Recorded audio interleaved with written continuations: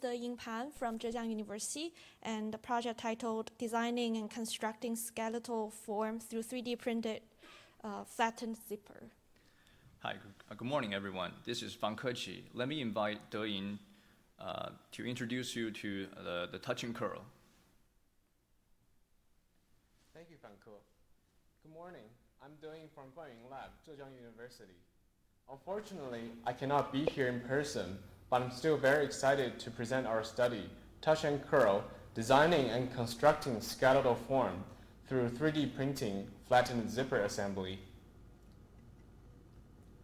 So what is touch and curl? It's a method for creating linear and skeletal structures through a type of assembly mechanism that is similar to a zipper. We're interested in making curved and skeletal structures. They can be found almost everywhere, such as architecture, art installation, and product and engineering. But they are difficult to manufacture, assemble, and transport due to model complexity and the unpredictable behavior of materials when manipulated into non-linear forms. When we look at HCI, existing methods can already accommodate various types of geometries, such as wire form, grid shell, and truss. But there are three major challenges. Their fabrication can be material and time-consuming.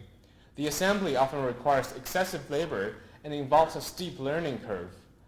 And they often cannot be modified or reused after the final shape is formed.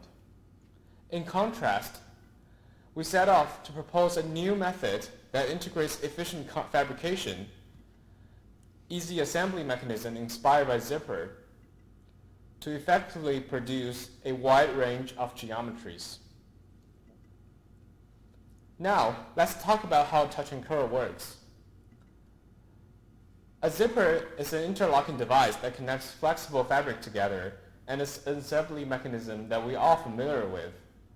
The flexibility of zipper makes it excellent for conforming to dynamic interfaces, but it also means that the zipper, once closed, cannot maintain its shape very well.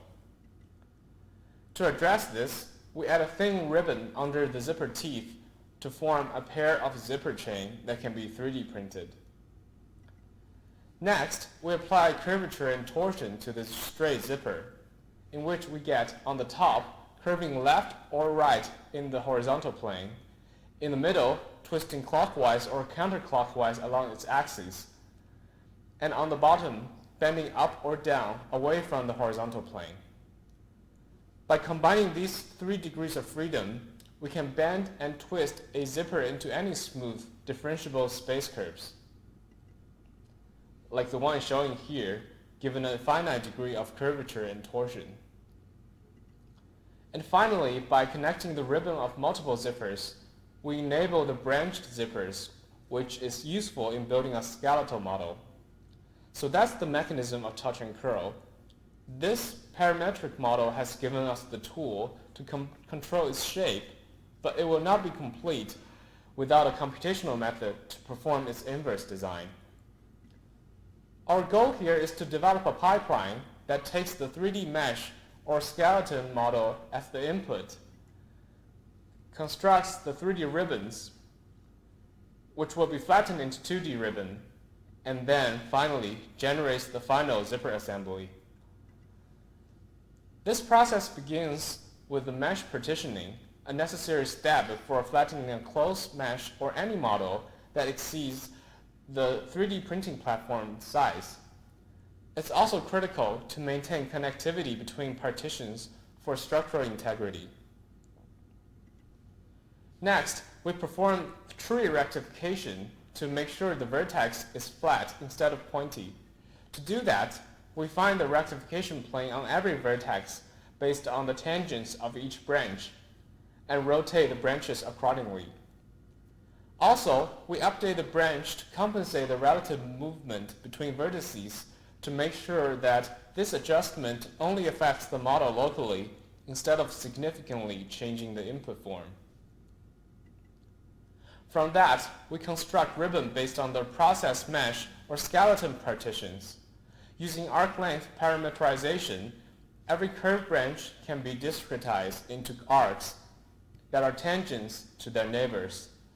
And by offsetting these arcs, we can get a collection of smooth conical surfaces.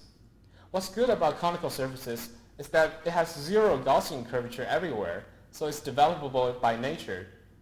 Therefore, the flattening process can be conducted through isometric mapping, which unroll the 3D ribbon into 2D. With that, we can parametrically generate the zipper assembly that is ready for 3D printing. As you can see here, this simple yet robust computational method allows us to accommodate a wide range of models in different levels of details, overall scales, and skeletal complexities. Let's go through the complete workflow of touch and curl. The user starts from importing the model into our design tool and then setting the basic parameters. Our pipeline will automatically partition the model and produce the zipper assembly that is ready for 3D printing. After that, the user manually assembles the model, which can take several minutes, and the final shape can be formed.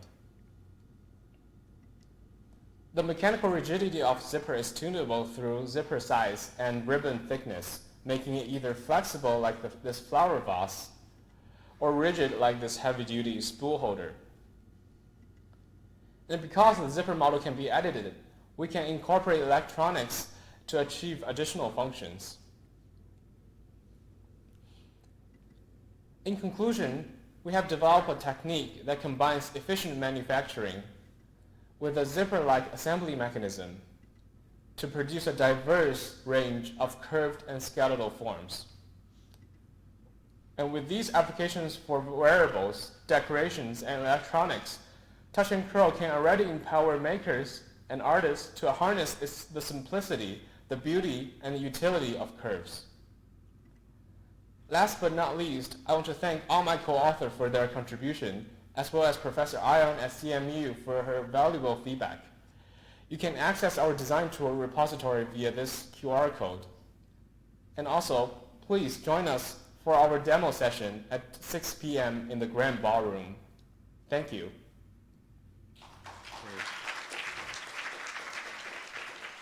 And the author is also available on the Discord channel, and feel free to ask questions there. Thank you. So because it's a video presentation, we cannot accommodate live Q&A, but the author's information is up there, so please feel free to reach out, and the co-author is also here, so feel free to reach out offline. And let's